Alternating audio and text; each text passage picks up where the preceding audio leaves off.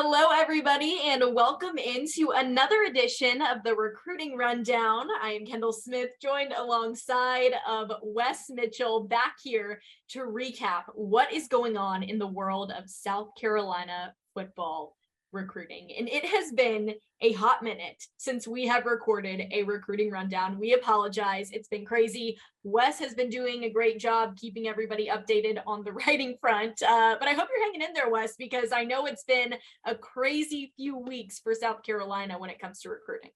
It has been a crazy football stuff going on too, preseason. I'm excited, Kendall. I'm ready for some game convo, some like actual opponent preview stuff, post games. Like I'm ready for us to be talking about real life football. And real quick, Kendall, you told me to get on here and not talk too much, so I'm going to get on here and talk a lot. But you got a shout out. I'm going to tell everybody else about this too, and I'm going to give a shout out. Shout out to my man Curly, the Augusta Gamecock Club president. He told everybody, hey, check out Wes's content, check out Chris Clark's content. Then he said, and watch that Kendall Smith. Her videos are great. And she calls you out when you're late, talking about me. So shout out to Curly. Kendall, you got some love at the Augusta Gamecock Club meeting earlier this week. So that was pretty cool too. That is so nice. Thank you to Curly, and thank you to the Augusta Gamecock Club. I mean, to be named in the same sentence as Chris Clark and Wes Mitchell is just the biggest honor in the world. So I appreciate it so much. But Wes, so much to get into today when it comes to recruiting. And I want to start things off talking about a comment that Shane Beamer made earlier in the week. He was talking about South Carolina's season opener at home against Georgia State on September 3rd. And he mentioned how it could be a massive recruiting weekend for South Carolina. So can you get into why he made those comments and who might be coming to Columbia for that opening weekend? Yeah, Kendall, I think a lot of times when you look at these recruiting weekends, sometimes it's just as much about logistics as anything. What other schools have games going on that prospects are going to kind of have a desire to go see? And you look at this first week, you've got Clemson doesn't have a home game, Georgia doesn't have a home game, North Carolina, Tennessee. These big teams, big programs that are in South Carolina's recruiting footprint, they don't have home games. South Carolina has a 7:30 kickoff, great atmosphere. A lot of times it's kind of difficult for kids to get to a noon game after playing a long high school football game on the Friday night before. So it's much easier, especially if you're from the Carolinas, if you're from Georgia, sleep in a little bit on Saturday, get up, hit the road, be in Columbia by the afternoon, get the entire experience, check out the Gamecock walk, watch the game, and then get on back home after that. So it kind of has just set up for them where week one maybe one of their bigger weekends of the season, I think, because you even start to look at the first half of the schedule, Kendall. Yes, Georgia game will be massive. It always is. There's always going to be recruits for that game, but it is a noon kickoff. Some of the other games in the first half, you play Charlotte, you're on the road week 2 against Arkansas. As far as like the first half of the schedule, home opportunities to host a massive group of recruits. This may be the one. You got those new LED lights people have been just buzzing about on Twitter, new sound system. I think it's going to be electric at Williams-Brice for Spencer Rattler's debut for year 2 of the Beamer era. Great time to get some prospects in. And Beamer specifically appealed directly to the players saying, if you're a high school football player and you want a great game to see on a Saturday night, come to Columbia, South Carolina. Listen, those LED lights are getting me so excited. This will be my first football game to open up the season at South Carolina as a student.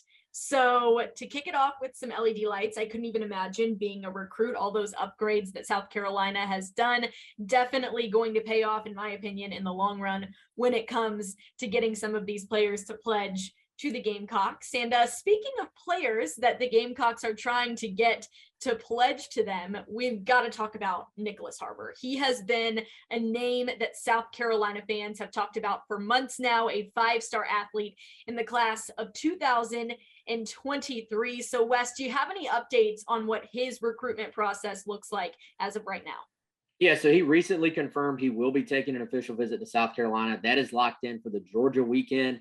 And, like we just talked about, Kendall, that's always going to be a great atmosphere, a great opportunity for them to get him in. And this was a thing, honestly, it wouldn't have mattered if he wanted to visit on a random Tuesday and visit Kendall's senior semester class. Like if he wanted to come to campus, you're going to have this guy on campus anytime you can get him. It just so happens to work out that it's for this really big game against Georgia. And everybody wants to talk about Nyckoles Harbor right now. Every couple of recruiting cycles, there's a guy or two that just sort of their name gets bigger than all the other names, and fans want to talk about him. And rightfully so. I mean, you're talking about someone, Kendall, who could literally be like an Olympic athlete, track and field wise. Outstanding football player. You're not a 5-star if you're not an outstanding football player. 6'5", 225 or so plus pounds. The videos everybody's seen on Twitter now of him running like the 100 meter, the 200 meter dash. It is impressive. And I think everybody wants to know, where's the kid going? Can South Carolina land him? It is extremely early to answer that question. A lot of the kids we've made predictions on, we've made projections on, have been players that we knew in June were going to announce by the end of July or by August. With him, this is going all the way more than likely until December. So there's so many different things that can happen over the next few months. But, I think if you're South Carolina, if you're a fan wondering, is this realistic? Then you can tell yourself, yes, South Carolina is in it. They got him in for an unofficial visit last summer. To get him back in town for that unofficial visit, last month, this summer was a massive step in the process for them. You get the official visit set up. That was a big step too. Now you just got to knock it out of the park and give him the complete experience on this OV, because he's not going to just make a decision about football. It's going to be about football. It's going to be about track and field. It's going to be about setting himself up for life.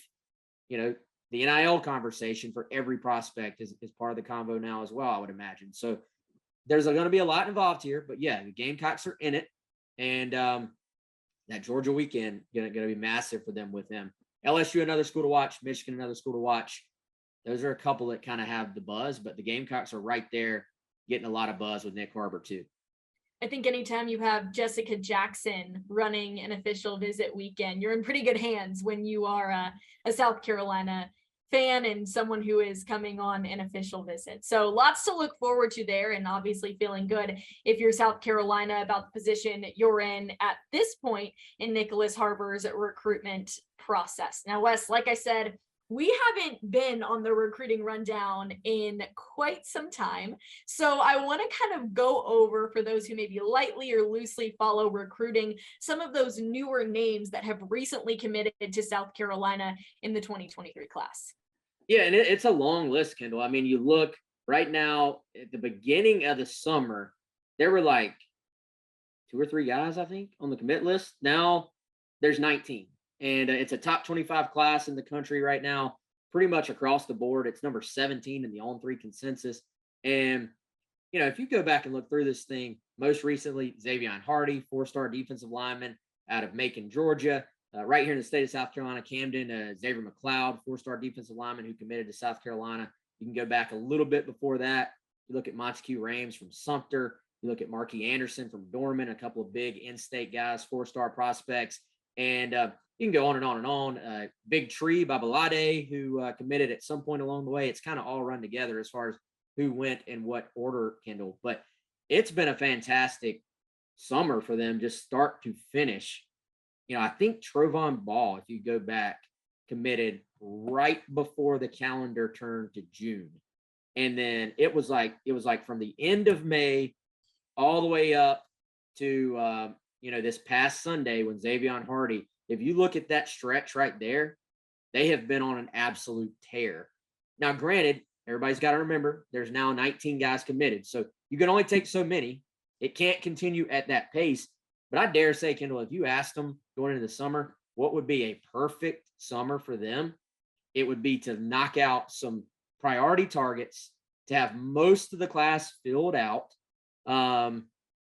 Grayson Howard, we didn't even mention him. Pup Howard, absolute stud at linebacker that committed this summer. I think they feel really good about where they're at. Now you just focus on some of these final targets. We talked about Nyckoles Harbor, Chris Peel, a 4-star defensive back that they're trying to really push for now as well.